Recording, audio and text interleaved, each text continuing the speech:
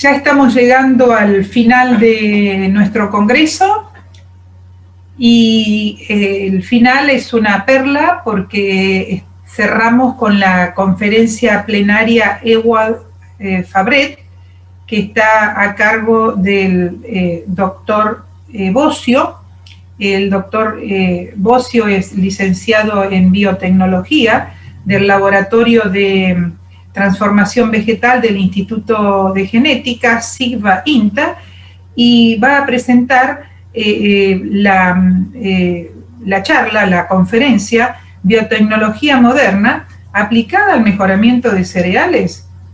Y me gustaría, antes de que empiece la exposición, el doctor Ezequiel Bossio, simplemente presentarlo con un poquitito más de detalle, que se lo merece, y tendríamos que tener a lo mejor mucho más tiempo, pero por lo menos esto es lo mínimo que querría expresar. Es biotecnólogo que forma parte de la nueva generación de investigadores del Instituto de Genética del INTA Castelar, que por otra parte ustedes saben que es donde se fundó la SAG el 13 de diciembre de 1969. Muchos habrán estado el 13 de diciembre pasado en Instrumentalia, que nos brindó su espacio para el extraordinario festejo que organizó el ingeniero Salerno. La verdad es que la pasamos muy bien, fue muy emotivo y nos encantó.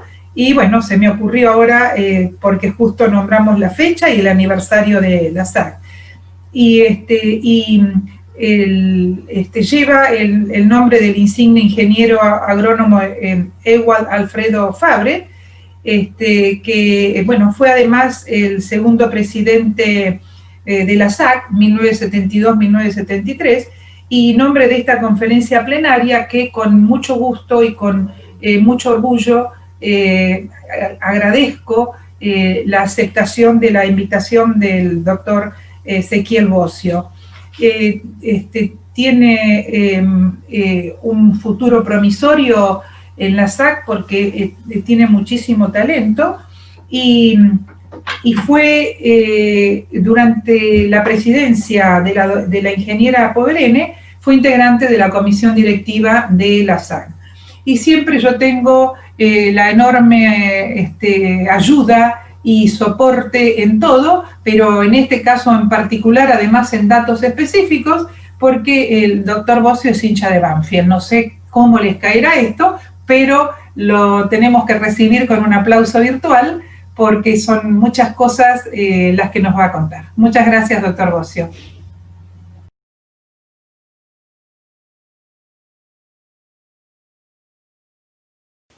Buenas tardes a todos. Quisiera iniciar por agradecer a la Sociedad Argentina de Genética por la invitación a dar esta conferencia.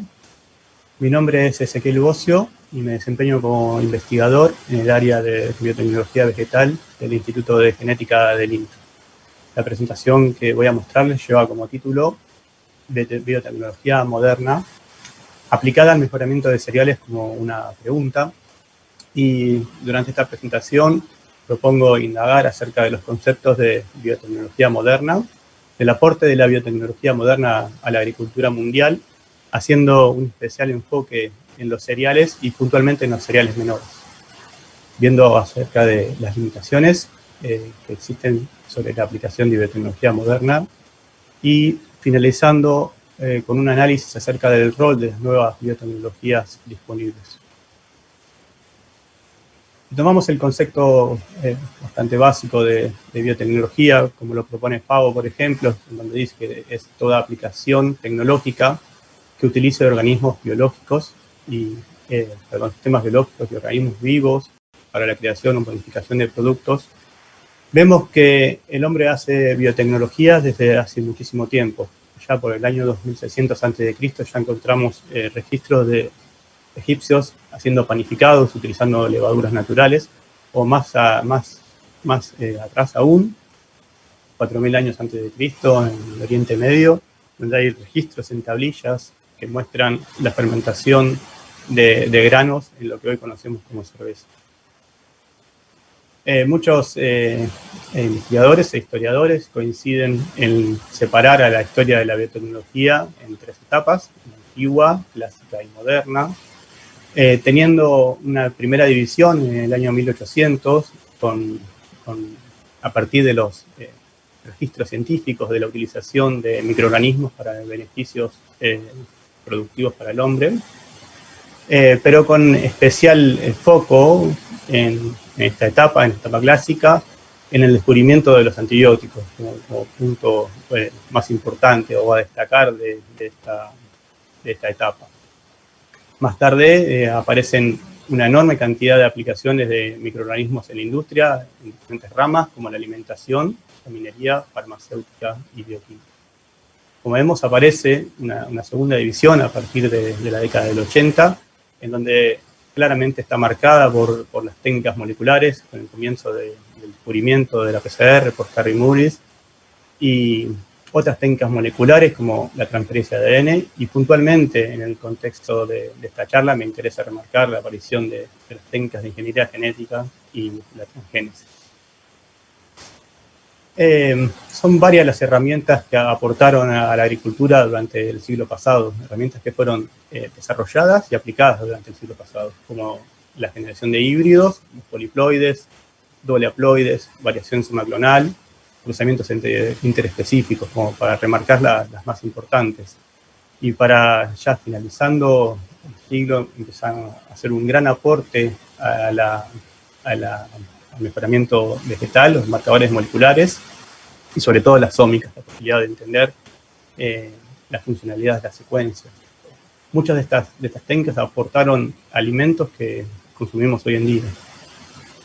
Pero bueno, el contexto de esta charla hace pie en la biotecnología moderna, la cual tiene como foco principal la aplicación de ingeniería genética y la transferencia de ADN como principales herramientas precisamente para la generación de variabilidad, lo cual genera una división clara entre la selección tradicional o el mejoramiento tradicional con el cruce de individuos y quedarse con el más interesante, e incluso con el mejoramiento avanzado, en donde la base del mejoramiento en sí es exactamente la misma, solo que está asistida por técnicas moleculares.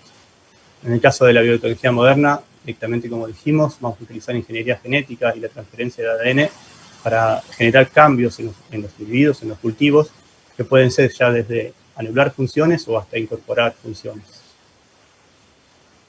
Es así como a partir de los años 80 la biotecnología moderna empieza a formar parte directamente de los programas de mejoramiento como una herramienta nueva para asistir sobre todo a la generación de variabilidad. Entonces aparecen a principios de los 90 los primeros cultivos de interés agropecuario o agronómico modificados genéticamente. Y en el año 1996 es cuando se empiezan efectivamente a cultivar en simultáneo en diferentes partes del mundo, con cultivos como el maíz, la soja, la colza y el algodón. Desde ese momento hasta la actualidad, la incorporación de la biotecnología de cultivos genéticamente modificados en la agricultura ha tenido un cambio enorme, con una multiplicación de más de 1000 veces en la superficie original. Me interesa hacer pie un segundo en este informe presentado por la FAO respecto al progreso de la biotecnología de los cereales, publicado en el año 1999. ¿Se recuerdan? Son 3 años después del comienzo de la utilización de organismos genéticamente modificados en la agricultura. En el inciso 2, puntualmente, este informe habla acerca de que la biotecnología agrícola se ha concentrado en un número muy pequeño de cultivos, entre los cereales, puntualmente el maíz, y hace una explicación acerca de por qué la biotecnología hizo foco en el maíz principalmente.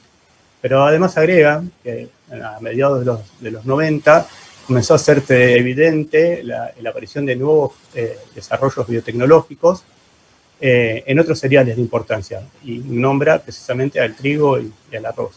Agrega además que estos acontecimientos sugieren que prontamente se podría disponer de estas nuevas tecnologías en otros cereales, además del trigo y el arroz. Incluso hace algunas predicciones acerca de cuáles serían las características que podrían ser abordadas en el futuro cercano, como calidad de gluten, y almidón en el caso de trigo, o hasta incluso el procesamiento de la malta o la maltización de la cebada. Pero bueno, veamos qué pasó en estos años, en estos últimos años. Efectivamente, se incorporaron a la agricultura de una forma muy grande los cultivos mejorados biotecnológicamente, al punto de que la tecnología fue considerada como la de más rápida adopción en la historia de la agricultura moderna. Actualmente son 26 países en el mundo los que producen cultivos genéticamente modificados y son 70 los países que los comercializan. ¿Bien?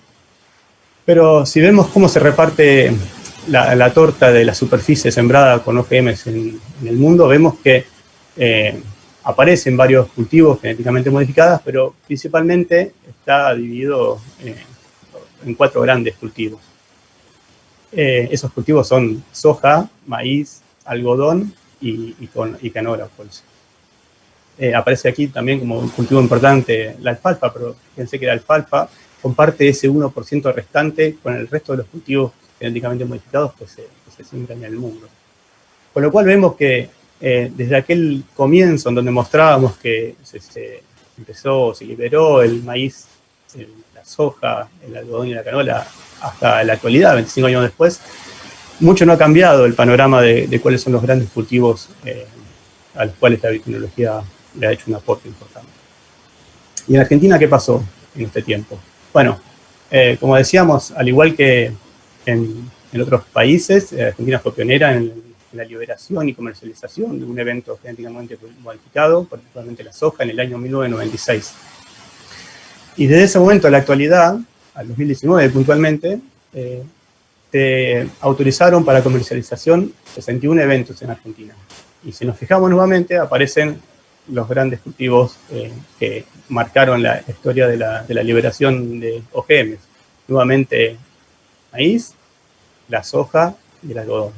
Son unos casos particulares, la liberación de 2 eventos de papa, una alfalfa y el cártamo.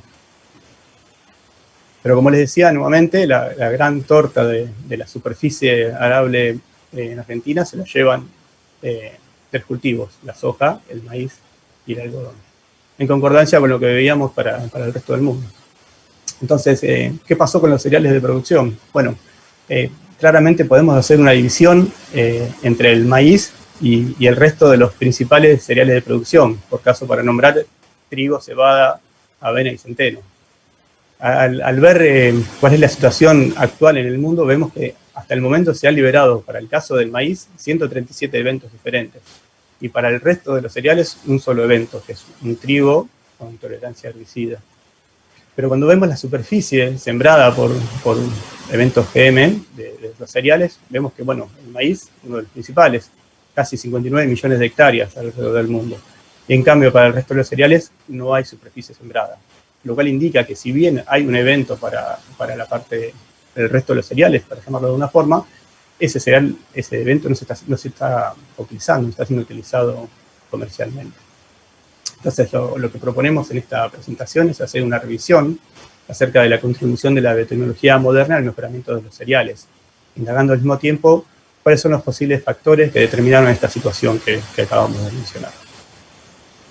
Para comenzar, me gustaría que observemos cuál es la situación actual de los cereales mencionados en la agricultura argentina.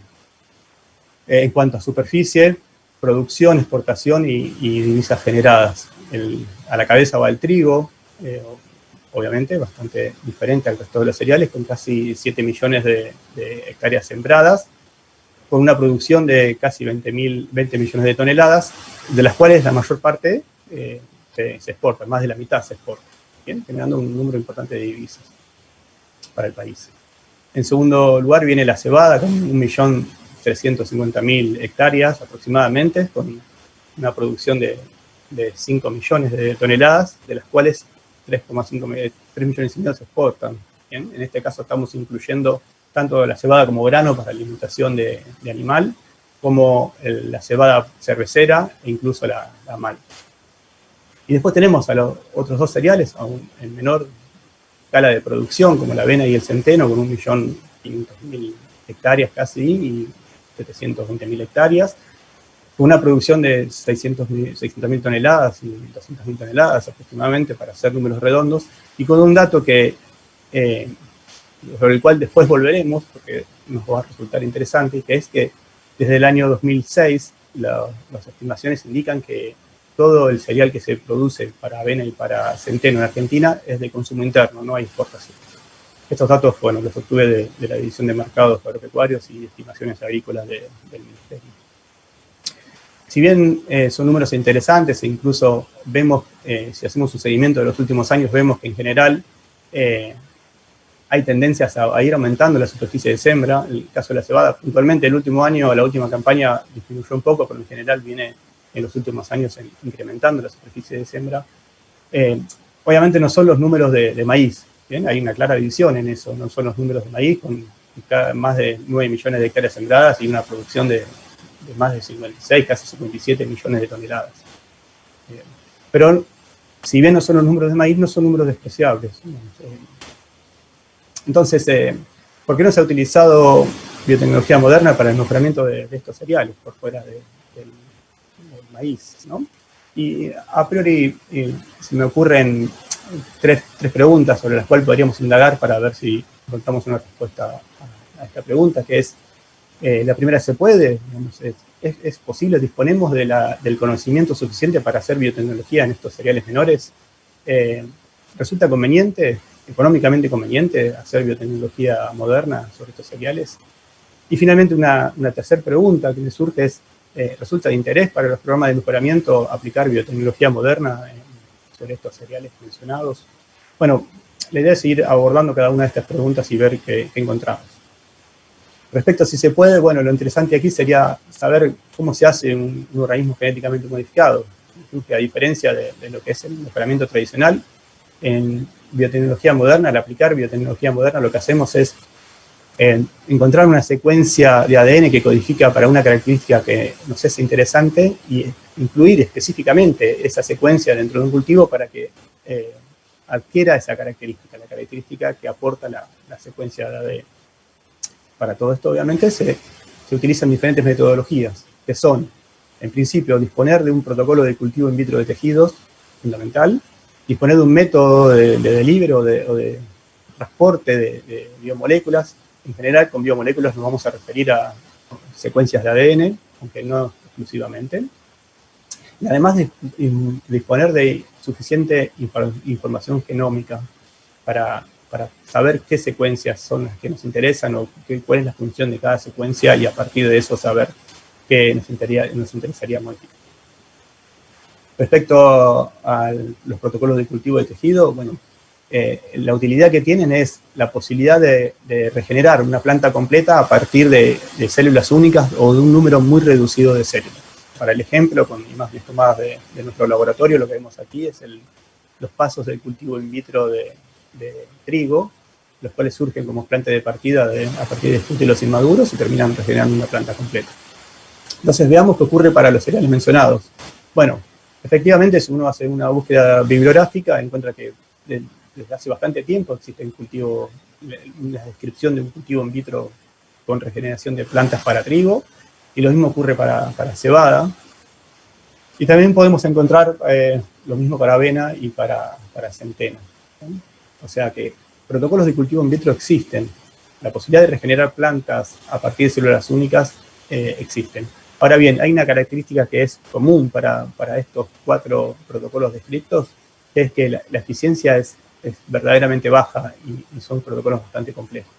Quizás una excepción a eso es el trigo, donde la eficiencia de regeneración de plantas es bastante interesante a comparación de otros cultivos, ¿bien? Pero en general estos protocolos son bastante ineficientes, lo que provoca que sean largos y que se necesiten muchas horas de recursos humanos para conseguir un número interesante de plantas regeneradas. El segundo punto que dijimos que era importante o imprescindible para poder hacer un organismo genéticamente modificado es tener un método para transportar moléculas. ¿A qué nos referimos con eso? Bueno, con tener un método para poder llevar esa secuencia de ADN que resulta de interés hasta el núcleo de una célula vegetal e incorporarlo de forma estable. Respecto a esto, hay en la bibliografía un número muy importante de protocolos que permiten o describen cómo llevar segmentos de ADN hasta el núcleo de una célula vegetal. Pero puntualmente, en el caso de las gramíneas, son dos los métodos que se utilizan, y eso responde a la eficiencia que tienen estos dos métodos respecto a cualquier otro descrito o publicado. Uno es el método biológico que utiliza la bacteria Agrobacterium tumefaciens como carrier, como vector de transporte, y otro es un método físico que utiliza el bombardeo de micropartículas de oro para llevar el ADN hasta el núcleo de las células vegetales. Veamos rápidamente cada uno de estos. En el método físico, el bombardeo de microproyectiles, efectivamente, como su palabra, como su título lo describe, lo que vamos a hacer es tomar micropartículas de oro, revestirlas con los segmentos de ADN que nos interesarían incorporar en el núcleo de la célula vegetal, y luego a través de unos equipos llamados cañones génicos, acelerar estas partículas de forma tal de que puedan entrar en la célula y llegar hasta el núcleo, en el lugar donde los segmentos de ADN que estaban adheridos a las partículas de oro se van a separar y se van a incorporar de forma ilegítima dentro del genoma de la planta. Como decíamos antes, entonces, a partir de la utilización del protocolo de cultivo in vitro, lo que hacemos es, a partir de células únicas, en este caso, que han incorporado un segmento de ADN de interés, regenerar plantas completas, las cuales tendrán la misma composición genómica que cualquier especie de trigo, más la adición del segmento de ADN que nos interesaba incorporar. El otro caso, dijimos que es el método biológico.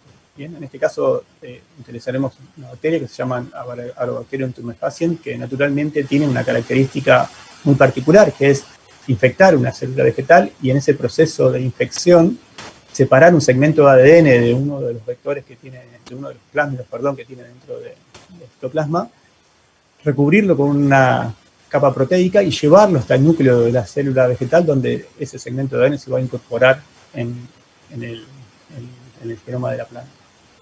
Eso es un mecanismo natural que tiene la bacteria, y el segmento de ADN que se transfiere no es cualquier segmento de ADN, sino que es un segmento de ADN muy específico llamado ADN-T o ADN de transferencia, que tiene la característica de estar flanqueado por dos secuencias altamente conservadas, y lo único que se va a transferir desde la bacteria hasta el núcleo de la célula vegetal es el ADN contenido entre estos dos bordes, el borde derecho y el borde izquierdo, así como se llama.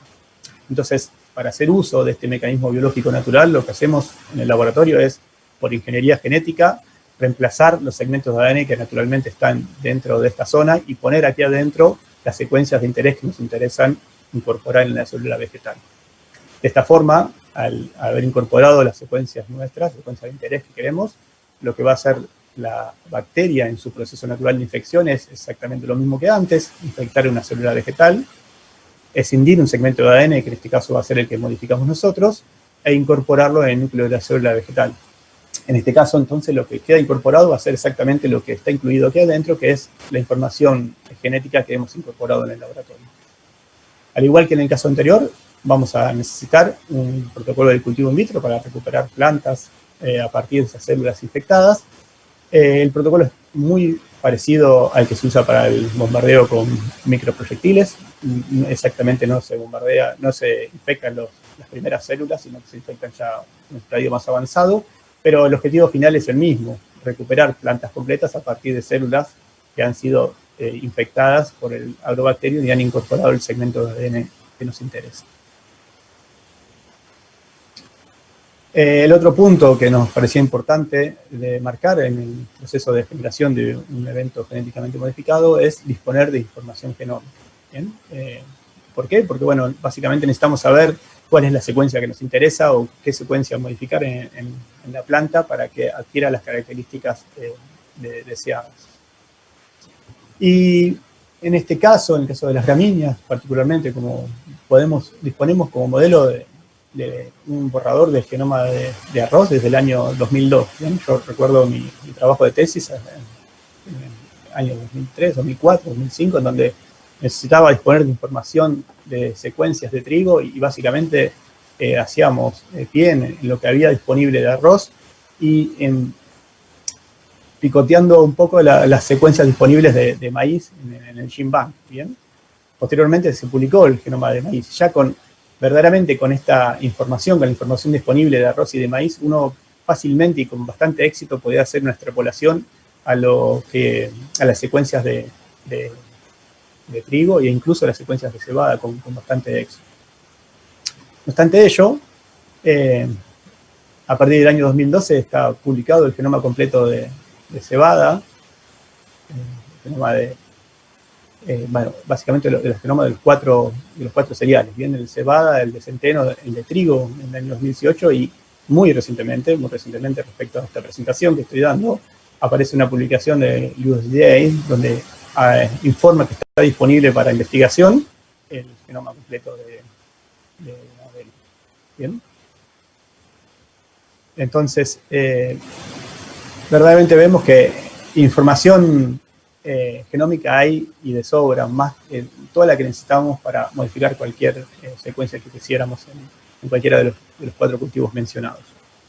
Para hacer un resumen de todo lo mencionado, entonces vemos que, como les decía, información genómica hay suficiente.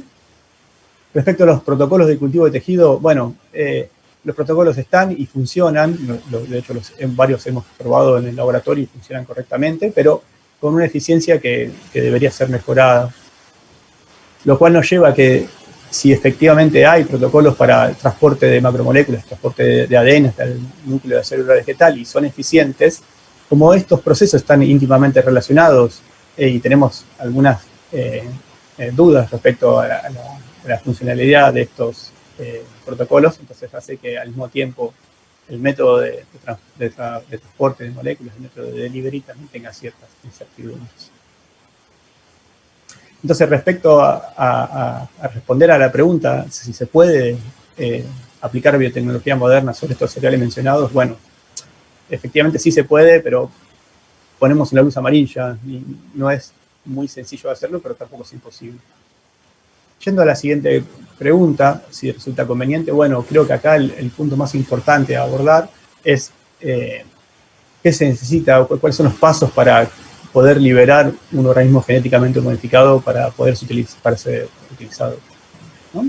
Y bueno, en Argentina, así como en todos los países del mundo donde se producen organismos genéticamente modificados, existe un marco regulatorio por el cual deben atravesar los organismos genéticamente modificados generados de novo para poder conseguir el permiso de comercialización. Decidí tomar esta infografía a partir de ArgenBio, que es un sitio muy interesante en cómo explica los temas relacionados con OGMs, para dar una pequeña explicación acerca de lo que es el proceso regulatorio en Argentina. Una cosa interesante aquí para marcar es que miren el tiempo que se propone para la obtención de un OGM en el mercado, bien, de 12 a 14 años, dentro de los cuales entre 5 y 7 años son específicamente el proceso de regulación, el cual está compuesto por 3 partes diferentes. Una de ellas se encarga de velar por la seguridad ambiental y agroecológica, o sea, verificar que el nuevo organismo genéticamente modificado no va a traer inconvenientes para el ambiente y para el agroecosistema. De esa parte se encarga la Dirección de Biotecnología y la CONAVIA. Otra parte es la seguridad alimentaria, en la cual se va a verificar que ese organismo genéticamente modificado no tiene inconvenientes para el consumo humano y animal. De esto se encarga la Dirección de Calidad de Agroalimentos de SENASA. Y la última parte, la última etapa, es el impacto que pueden tener la liberación de este nuevo OGM en el mercado nacional y en el mercado internacional, sobre todo. En este caso se encarga la Subsecretaría de Mercados Agrícolas. Entonces, para que un organismo genéticamente modificado pueda ser liberado de forma comercial, debe tener aprobación por estas 3 entidades. ¿Bien? Lo interesante aquí para remarcar respecto al proceso regulatorio que dijimos que, como vemos, que es bastante largo, es muy estricto, se realizan más de 75 estudios para verificar que el organismo nuevo, el organismo genéticamente modificado, es tan seguro como su contraparte convencional. Es un proceso muy estricto y largo, pero sobre todo, y donde todo el mundo hace mucho hincapié, es que es un proceso altamente costoso. Es muy difícil dar números porque si uno ve los informes o las estimaciones, no hay un número preciso de cuál es el costo de desregulación, pero en todos los casos siempre va por arriba de los 5 o 6 millones de dólares. Entonces, como respecto a si es económicamente conveniente, bueno, si consideramos los costos de investigación y desarrollo, más los costos de regulación que tiene asociado la liberación de un nuevo OGM, y consideramos lo que habíamos hablado antes respecto a los volúmenes de producción actuales de estos cereales, bueno, es muy posible que no resulte conveniente económicamente, casi que diría que sean prohibitivos los costos para poder aplicar biotecnología moderna sobre estos cereales. Yendo a la última pregunta, si resulta de interés para el programa de mejoramiento, bueno, cuando uno busca información respecto a el aporte de la biotecnología al sector agropecuario, bueno, es muy difícil no caer en los sitios comunes que podemos ver en muchas presentaciones al respecto, como el aporte de la biotecnología, el cambio climático, o incluso a la seguridad alimentaria. Y bueno, seguramente han visto en alguna presentación, en varias presentaciones, qué pasará en el 2050, o cómo vamos a alimentar con la superficie arable ya fija y explotada al máximo en el mundo, cómo haremos para alimentar a más de 9 millones de personas, e incluso aparecen con bastante frecuencia los indicadores de los beneficios económicos que trae para los agricultores la utilización de cultivos genéticamente modificados, para los agricultores, pequeños agricultores, y obviamente para los grandes agricultores. ¿Bien? Hay unos informes muy serios e interesantes por parte de la FAO y por parte del INSAAM respecto a los beneficios económicos para microproductores o pequeños productores alrededor del mundo, no solamente, esto no hace hincapié solamente en Argentina. ¿Bien? Así como también hay muchos estudios respecto a los beneficios económicos para los grandes productores, estudios económicos europeos que marcan claramente los beneficios económicos, de los cuales no hace falta que los indique o que se los cuente. Verdaderamente yo creo que la biotecnología moderna tiene mucho para aportar en estos puntos, ¿bien? Sobre todo al cambio climático y a la seguridad alimentaria. ¿Bien? Pero al mismo tiempo creo que ese aporte no va a ocurrir a través de estos cereales que estamos mencionando, ¿verdad? Creo que sería un error decir que podemos asegurar el alimento del mundo o aportar a la seguridad alimentaria a partir de aplicar biotecnología moderna sobre la avena o sobre el centeno, digamos. Creo que estaría equivocándome si diría eso. Bien.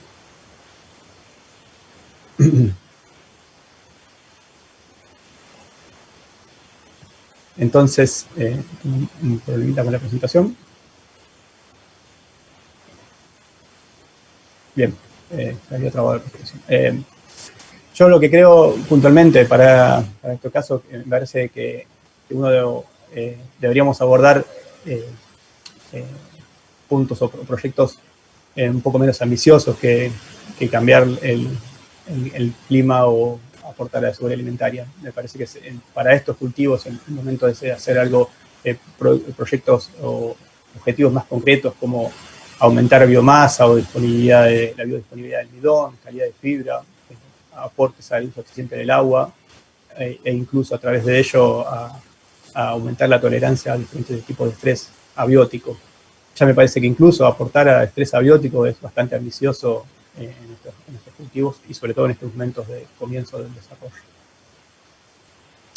Entonces, al punto de resulta interesante aplicar biotecnología moderna, yo creo que estos últimos puntos mencionados resultan de interés para los programas de mejoramiento, con lo cual entiendo que estamos en una situación verde en esta pregunta. Pero haciendo un recuento general de lo que hemos mencionado, vemos que puede haber muy buenas intenciones, muy buenas ideas para aplicar sobre estos cereales, pero que si en la práctica es difícil llevarlo a cabo, y sobre todo si el costo para después ponerlo en el campo va a ser tan alto que termina siendo prohibitivo, vemos que efectivamente es muy complicado aplicar biotecnología moderna en estas condiciones para estos cereales. Y quizás esto sea una buena explicación a por qué no solo en Argentina, sino en el resto del mundo aún no se ha aplicado biotecnología moderna para el mejoramiento de los mencionados cereales. Entonces, ¿qué decimos? ¿Permanecerán huérfanos estos cereales para la biotecnología moderna? veamos qué hay de alternativas. ¿Bien? En los últimos años han aparecido reportes sobre la utilización de secuencias para cambiar la tasa de regeneración a partir de cultivos recalcitrantes. ¿Bien?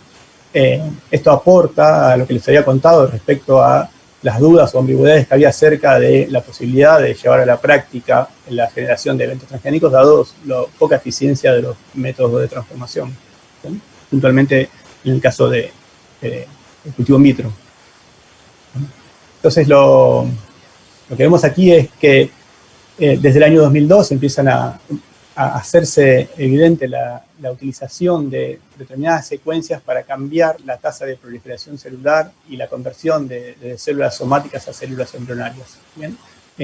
Con unas secuencias bastante conocidas en el mundo, por lo menos del cultivo de tejidos, que son los baby boom, que en sí son secuencias que fueron descritas pero por los años 70 o 80, tienen muchos años, pero las cuales se empiezan a utilizar, por lo menos en el contexto del cultivo de tejidos y el cambio de las tasas de regeneración a partir del año 2002, con una muy buena publicación en Plant Science respecto al cambio en las eficiencias de regeneración vía embrión somático a partir de la utilización de estos embriones, de estas células, de estas secuencias. Y con una publicación ya en el año 2016, donde directamente se menciona la posibilidad de usar estas secuencias, el baby boom, incluso los industrials, que son otras secuencias de similar mecanismo molecular, para mejorar la tasa o la eficiencia en la transformación de monocotiledones. Esto en principio es un aporte bastante interesante que podría aportar o podría resolver esas ambigüedades respecto a las eficiencias del cultivo in vitro. Y más recientemente, y cuando hablo de más recientemente me refiero a muy recientemente, aparece en una versión preprint de bioRxiv una publicación de la cual se venía hablando hace tiempo, pero aparece publicada, como les digo, muy recientemente, acerca de la utilización de un factor de transcripción, el GRF5, para mejorar la eficiencia de transformación de dicotiledonias y de monocotiledonias. Básicamente en este trabajo lo que reportan es cómo la expresión de este factor de transcripción en cultivos celulares aumenta la tasa de regeneración de plantas. En este trabajo, por lo menos, esas secuencias se prueban en varias especies, algunas de ellas muy recalcitrantes. La imagen que les pongo aquí, sacada de esta publicación, es de girasol, una de las especies más recalcitrantes y más difíciles de transformar o incluso de recuperar a partir de cultivo in vitro. ¿Bien? Y lo que muestran para esta imagen, para este cultivo, es que a partir de la utilización o de la expresión de estos factores de transcripción en las células de cultivo in vitro se duplica casi la tasa de regeneración de plantas. En paralelo o en simultáneo con esta publicación aparece otra publicación también en su versión en preprinter de otro grupo de investigación, en este caso liderado por Piedukowski y por Palanik, dos investigadores argentinos de muy alta trayectoria, renombrada trayectoria en la investigación, donde efectivamente cuentan resultados muy parecidos a los antes mencionados. ¿Bien? La utilización de un factor de transcripción para incrementar la tasa de regeneración de plantas, puntualmente para utilizarlas en el transgénesis. Y nuevamente, los resultados son verdaderamente maravillosos, los resultados presentados en esta publicación. Como ejemplo, son probados estas secuencias en varias especies, pero como ejemplo les quería mostrar estas placas de regeneración de un trigo tetraploide, un Triticum durum, que es un trigo bastante difícil de transformar y de hacer cultivo in vitro, en donde los resultados muestran que la tasa de proliferación se aumenta casi más de 6 veces. ¿Bien? Lo cual es muy interesante, y verdaderamente disponer de estos desarrollos tecnológicos hacen que uno pueda pensar que esta situación de dificultad de generar organismos genéticamente modificados a partir de estos cultivos pueda cambiarse a una situación verde, donde a partir de esos resultados uno fácilmente pueda conseguir plantas transgénicas en los cultivos, en los cereales mencionados. Yendo al segundo punto, que en sí era el punto más caliente, el punto en el cual se nos hacía económicamente no viable, a partir principalmente de los costos de regulación, me gustaría en este punto introducir a una nueva herramienta que está comenzando a utilizarse en la agricultura, que ha sido descrita hace más de 10 años y desde entonces hasta el momento la cantidad de publicaciones al respecto ha sido enorme y ya en los últimos 4 o 5 años tiene una aplicación directa en la agricultura, que es la edición génica. ¿Bien? Puntualmente la edición génica mediada por CRISPR-Cas. Pues, la edición génica ha pasado por diferentes estadios de desarrollo a partir de otras enzimas utilizadas o de factores de transcripción. Pero puntualmente hoy en día lo que está en el caldero son las edición génica a partir de los sistemas mediados por CRISPR, en donde lo que básicamente y de forma rápida, porque esto en sí amerita una presentación para sí solo,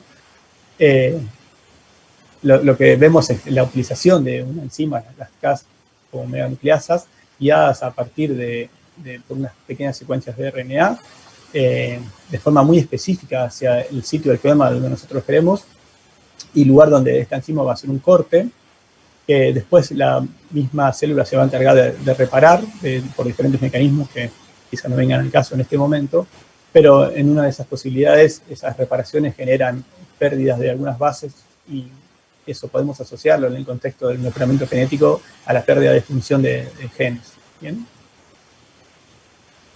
Como les decía, hay muchas publicaciones en los últimos años al respecto, con la aparición de diferentes funcionalidades y diferentes versiones de la enzima Cas. Esta es lo que se acabó de mostrar recién, con casi les diría hoy en día la función más básica, que es la de romper un gen, de generar un indel o directamente una deleción, únicamente de lesión en un gen o en varios genes al mismo tiempo, y la posibilidad a partir de eso de generar pérdidas de función. Asimismo está descrito lo que sería el reemplazo alélico, directamente sacar un segmento de ADN y reemplazarlo por otro que hemos hecho o generado a partir de síntesis química o síntesis en laboratorio, digamos, con las modificaciones que queremos agregar.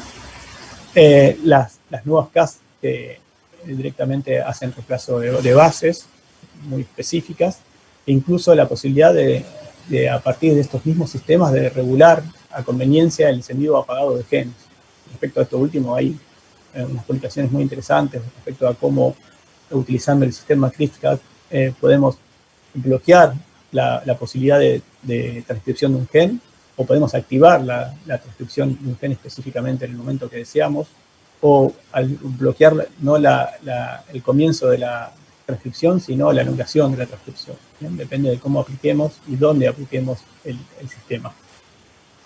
Y lo otro interesante de la edición génica es que cuando uno cree que lo ha visto todo y que perdió la capacidad de asombro, aparecen nuevas publicaciones que vuelven a poner en manifiesto el alcance de esta tecnología. Esta publicación de este año muestra un nuevo desarrollo en el cual a las Cas le han adicionado una retrotranscriptasa, y a partir de llevar información en el mismo RNA guía que va a guiar a la Cas hacia el sitio donde queremos editar, la retrotranscriptasa puede generar información que va a ser incorporada en el genoma o reemplazada en el genoma, en lo que se llama prime editing, y ha sido probado inicialmente en células de mamífero, pero ya en esta publicación vemos que esto tiene aplicación directa en arroz y en trigo, ¿bien? Cereales directamente relacionados con esta presentación. Lo otro interesante de aplicar ingeniería edición génica, es que tenemos la posibilidad, por lo menos en los cereales, de llevar toda la maquinaria hasta el núcleo de la célula vegetal para que ella haga la modificación que queremos, por ejemplo, la de romper una secuencia para tener una pérdida de función y adquirir con eso una característica deseada, una característica que estemos buscando, y posteriormente retirar toda la maquinaria de edición, de forma tal de que en el genoma de la planta la única marca que va a quedar es la de lesión que hicimos y ninguna otra inserción de ADN. ¿Bien? Una marca que puede ser exactamente igual a las marcas que se consiguen o las lesiones que se consiguen con los clásicos tratamientos de mutagénesis muy utilizados durante el siglo pasado. Pero ¿por qué traigo la edición génica en el contexto de si es conveniente económicamente o no? Siendo que estábamos hablando de que lo prohibitivo era el costo de desregulación.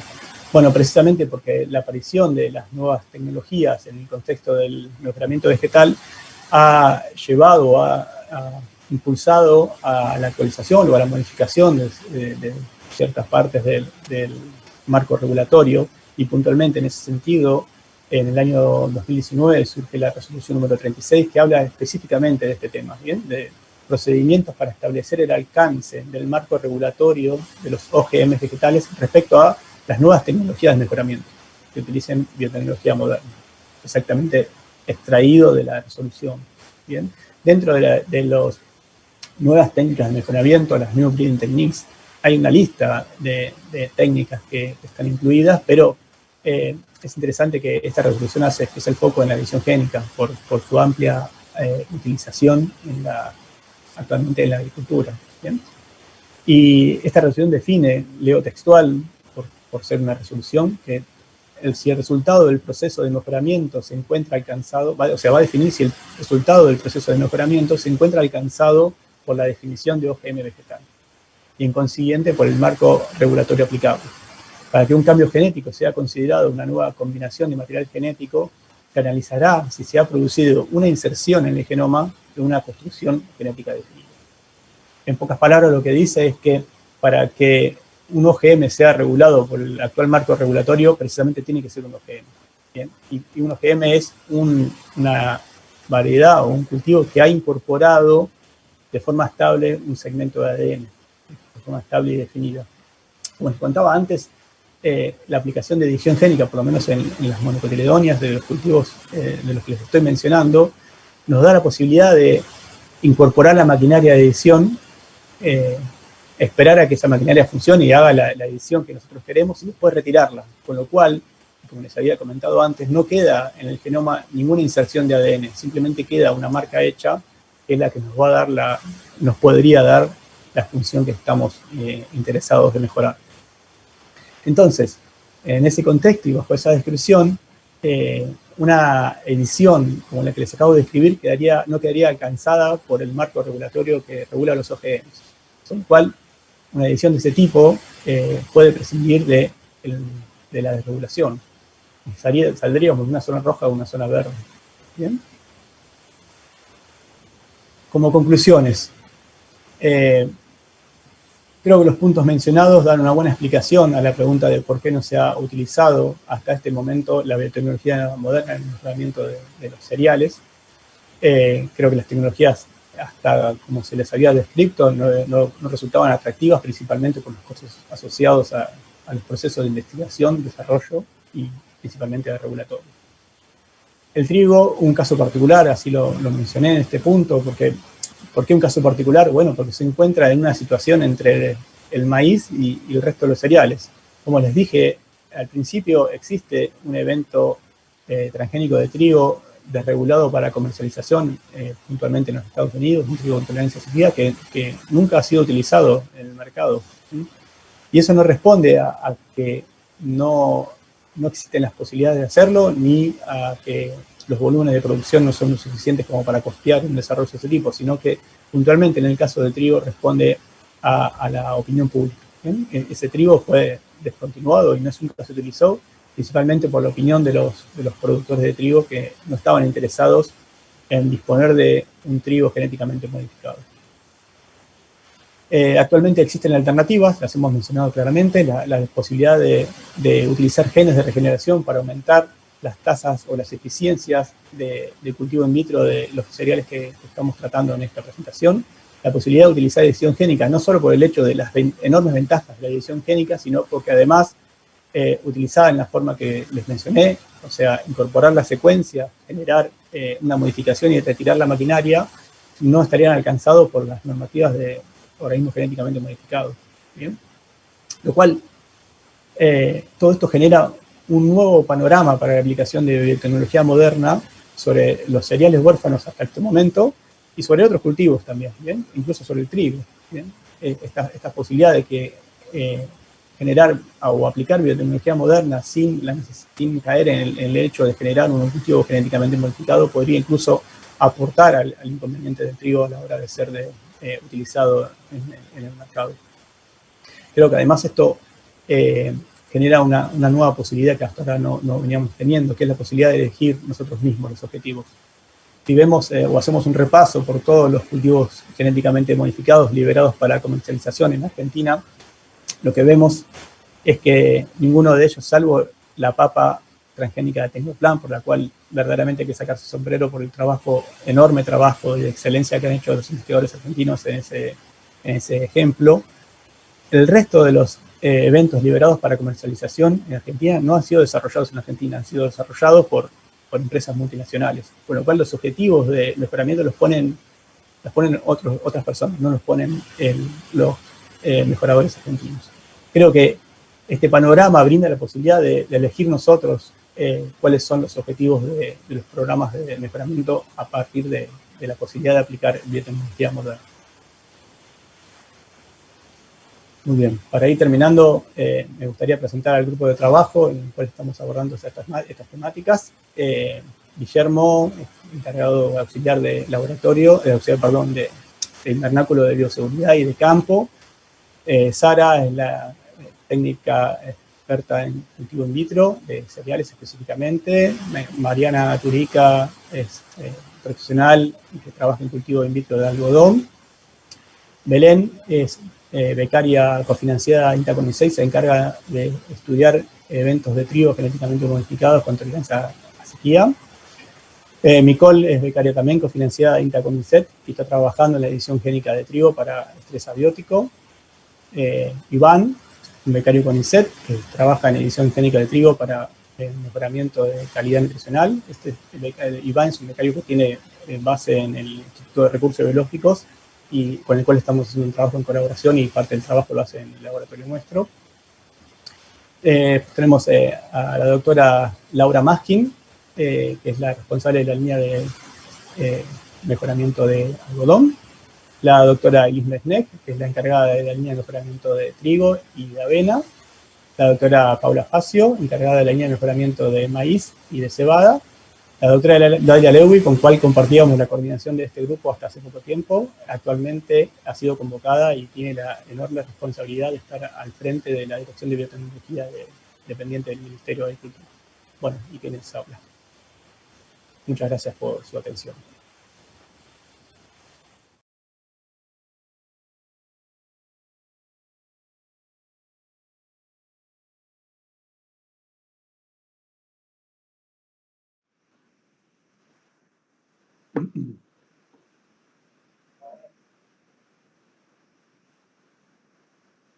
Muchísimas gracias, doctor Bossio. Fue un placer tenerlo y realmente nos dejó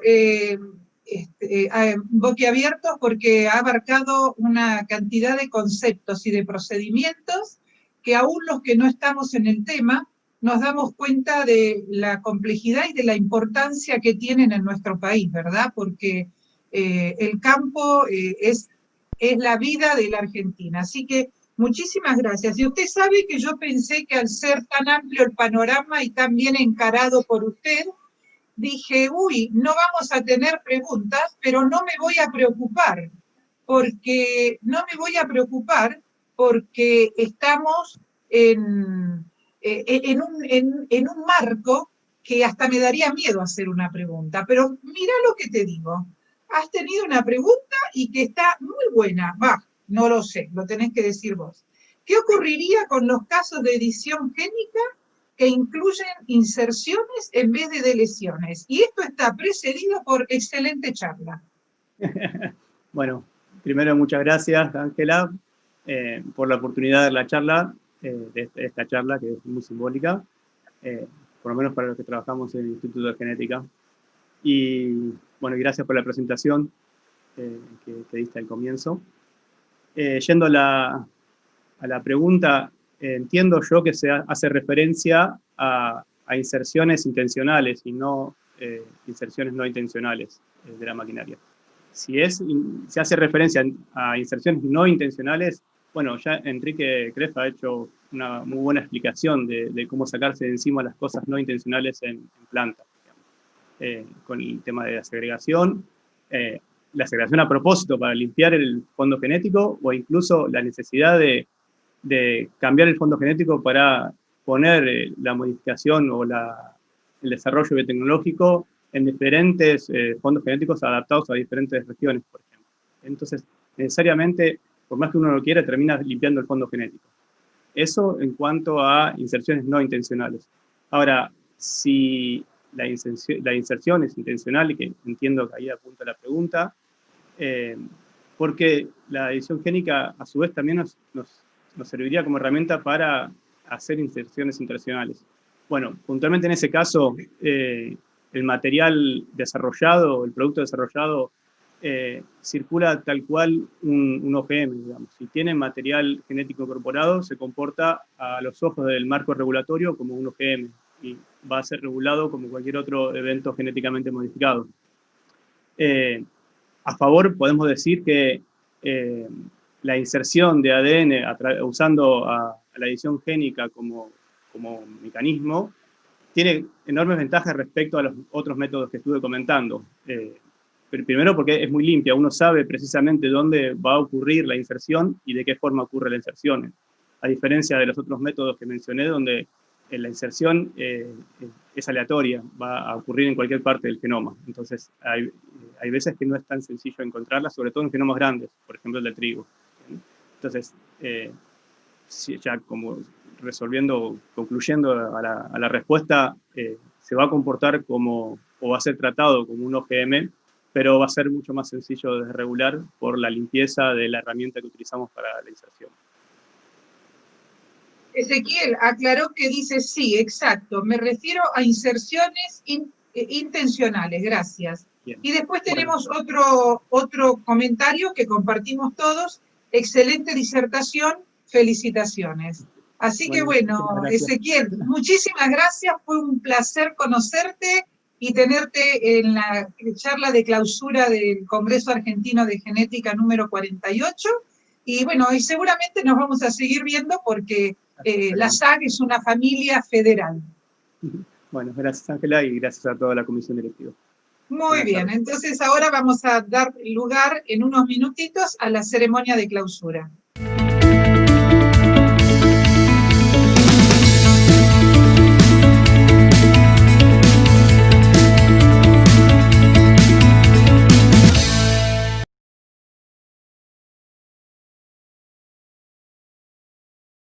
¿No?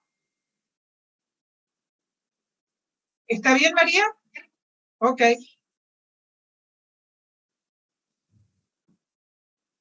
Bueno, llegó el momento de la clausura de nuestro Congreso número 48 y realmente estoy emocionada porque habernos embarcado todos, ustedes y nosotros, en la aventura virtual fue una decisión que compartimos, porque ustedes decidieron inscribirse en un congreso virtual y nosotros decidimos contactarnos en una plataforma virtual que Fase 20 nos acompañó a cada instante. Así que también agradezco este momento para agradecerles a ellos. Entonces ustedes saben que más allá de que la conferencia SAES es un poco la despedida del Congreso, nos falta los premios que también son un poco esperados porque es el reconocimiento, no es que haya mejores ni peores, pero obviamente la presentación, los datos, cómo se esforzaron en el póster, merece que sean reconocidos. Ustedes saben que también entregamos los premios a los mejores trabajos espacio joven, y les cuento qué nos pasó este año. Obviamente son todas tesis aprobadas, todos los que presentaron fueron fueron presentaciones de la aprobación de la tesis, y como bien dije en la inauguración, no era para nada la intención reevaluar la tesis. O sea que, bueno, a lo mejor esto nos sirve de experiencia para que las mejores, los que quieran presentar las tesis las presenten, y bueno, y a lo mejor rever un poco cómo otorgar, si es que corresponde, los premios que corresponden a cada uno. Porque les voy a decir una cosa, las 9 presentaciones las consideramos las 9 presentaciones finalistas. Así que les digo quiénes ganaron los premios, los 9.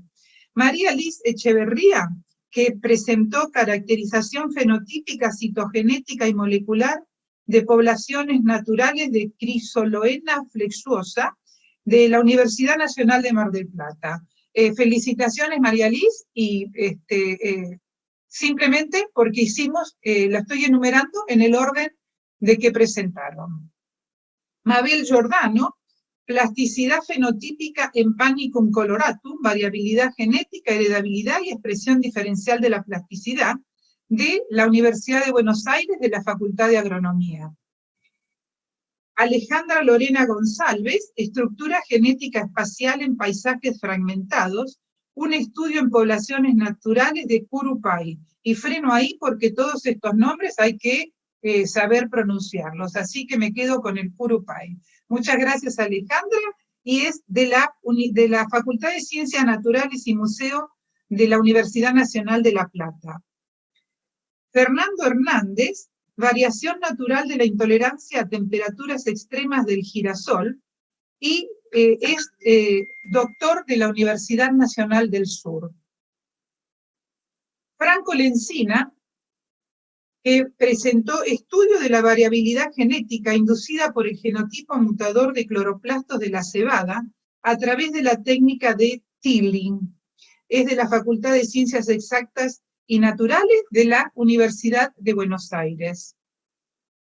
Aldana López, variación genética y ecofisiológica de Festuca calescens en relación a un gradiente pluviométrico en la Patagonia Norte, presentada en la Universidad Nacional del Comahue. Leonela Natalia Luche, análisis molecular de la cohorte argentina afectada por distrofinopatía, diagnóstico, asesoramiento genético y caracterización del gen de MD. Es de la Facultad de Farmacia y Bioquímica de la Universidad de Buenos Aires. Florencia Marcón, heterosis en Paspalum notatum tetraploide, evaluación de su ocurrencia en la predicción y técnicas de mejoramiento. Y defendió su tesis en la Facultad de Agronomía de la Universidad de Buenos Aires. Y por último, el doctor Ezequiel Alejandro Rossi, mapeo por asociación de resistencia a la enfermedad, mal de Río Cuarto en maíz.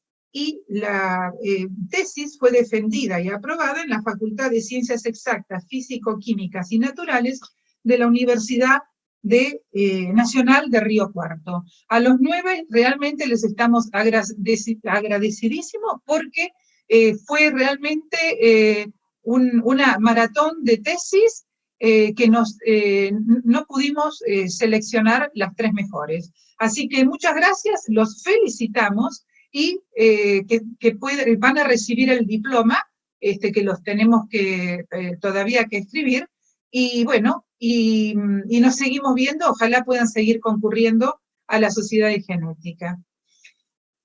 Y ahora pasamos a los mejores pósters electrónicos, que ustedes saben que fue en realidad una suerte de presentación oral también, porque la defensa, que lejos de hacerla, como dije, no sé si en alguna oportunidad en la apertura o en algún comentario en alguna sala, uno ¿qué hace en los pósters? Van, se agrupan, mira por encima del hombro de adelante, de la persona que está adelante, y resulta que acá pudimos escuchar cómodamente sentados, a velocidad cibernética, porque fueron 3 o 4 minutos, no recuerdo cuántos, todos los pósters. Y los coordinadores se reunieron después de cada sesión y discutieron acerca de los mejores. Pero aquí hay que hacer una aclaración muy importante, y que los pósters electrónicos con autores de personas, de profesionales de la comisión directiva, no participaron de la competencia, para asegurar que no hay ningún favoritismo o cosa que pueda empañar la imparcialidad. Bueno, los pósteres premiados son Genética Vegetal, el póster 539-128, detección de regiones genómicas que controlan la regularidad externa de los frutos de tomate por análisis de QTL-seq. Y son de los autores Vázquez, Cambiaso, Pereira da Costa y Rodríguez. Así que bueno, felicitaciones y es el primer póster premiado. En genómica y genética molecular vegetal, el 539-105, ensamblado de novo del transcriptoma en 3 estados de madurez del fruto de la accesión silvestre de tomate, Solanum pimpinellifolium, LA0722, de Cacchiarelli, Tapia y Prata. Felicitaciones también a ustedes, porque es un tema, genómica y genética molecular, es un tema bien complejo. Genética médica, 539-59, variabilidad de los genes PEDIN y OPRK1 en 4 poblaciones argentinas y su asociación al dolor, de Metzler, Torné, Schiaffi y Catanesi. Muchas gracias por haberlo presentado, es otro póster premiado. En genómica y genética molecular humana, el 539-69, análisis bioinformático de puntos de ruptura de una variante estructural del F8 originada por recombinación no homóloga causal de hemofilia severa. Weisman, Ziegler, Marchione, Radic, Rossetti y Abeleiro. Muchas gracias. Otro póster premiado. En citogenética humana, comportamiento 579-73, comportamiento meiótico del cromosoma Y en anillo, en un paciente infértil con azoospermia no obstructiva. Ran, Rey, Solari y Ciurano. Muchas gracias. Y otro Rey Balsaki, perdón, porque hay que aclarar que no estaba, aunque fue coordinadora, pero no sé si es Graciela del Rey, pero por las dudas. Fue coordinadora, no de la comisión. Mutagénesis, carcinogénesis y teratogénesis ambiental, 539-114. La ausencia de ataxia telangiectasia mutada, ATM, y poliADP ribosa, polimerasa 1 par 1, aumentan la sensibilidad a etopósito en células humanas. Llorens, Palmitelli, Campos Nebel y González Cid. Muchas gracias, excelente trabajo, estamos muy contentos de haber sido reconocido. Genómica y genética molecular animal, uso de citocromo oxidasa 3 para identificación y filogenia de nemátodos del quiste de papa de género Globodera, Heteroteridae. Lax, Rondandueñas, Andrade, Sosa, Lima y Ponce. Otro póster más premiado. No sé si lo dije, 539-87. Citogenética animal, 539-121. Relación entre aspectos estructurales y dinámicos en la arquitectura del genoma. Del genoma de Zapaius Cai. Puntieri, Andrioli, Fantini, Gorla y Nieves. Gracias por presentarse. Y premiado por genética y mejoramiento vegetal, 539-75, perfil proteico en diferentes genotipos macrospermas y microspermas de lenteja Lens culinaris medic. Palacios Martínez, Guindón, Maglia, Cointri y Bermejo. Y en citogenética vegetal fue premiado el 539-20, variación del tamaño de genoma en cultivares de caña de azúcar, Saccharum spp. García, Erazú, Andrada y Acevedo. y genética de microorganismos, el 53949, identificación taxonómica de 3 cepas de Ganoderma spp, mediante análisis multilocus, Viceconte, Soresi, Carrera y Vela Gurovic. En genética humana fue premiado el 53964, Asociación de Genotipos del Polimorfismo RS 1210798-2C por A, del promotor del receptor 2 del TGF-beta, del receptor de TGF-beta, con parámetros lipídicos en pacientes de San Luis. Piñataro, Orozco Reina, Brovarone, De la Vedova, Sieber y Vázquez Gómez. Genética y mejoramiento animal, 539-44. Genetic Deletion Differentials Argentine Holstein Dairy Cattle. Pardo, Corva, Dinón, Rubio, Anderi y Casanova. Y premiado por genética de poblaciones y evolución, vegetal, animal, humana, o sea, las 3 especies juntas, el 539-85, diferenciación, variabilidad y estructura genética de poblaciones del morfotipo andino de Turnera sidoides, subespecie Pinatifida. Dabrio, Almirón, Moreno, Paredes, Silva y Solisnefa. Perdón. Y premiado en genética y educación, el 539-64, enseñanza y aprendizaje de la genética en tiempos de pandemia. Lanuti, Auteri, Pantuso y Estela. Bueno, muchísimas gracias, felicitaciones a todos los premiados y bueno, realmente me queda solamente volver a agradecerles a todos porque fue para toda la comisión, hemos hecho, no sé cómo decirles, una familia, la comisión directiva de la SAC, hemos formado una familia, porque compartimos tanto todos los problemas y todo el estrés que pasamos, que bueno, lamentablemente no nos podemos ir a festejar, pero merecía esto una enorme fiesta todos juntos. La familia que formamos más íntima, que es la comisión directiva de la SAC, y todos los familiares que son ustedes que nos acompañaron estos 3 días. Muchas gracias y bueno, nos seguimos conectando porque ahora tenemos que preparar las novedades, que ya les aviso, no salen el lunes sino el martes, porque también queremos poner algunas cosas de las que ocurrieron en estos días. Muchísimas gracias a todos, muchísimas gracias a los que han hecho el esfuerzo de poner los 4 stands, Genia, Analytical, Biomarin, Biooptic y nuestro y a Fase 20 que tan cariñosamente nos han dado su apoyo. Gracias, buenas tardes y hasta pronto.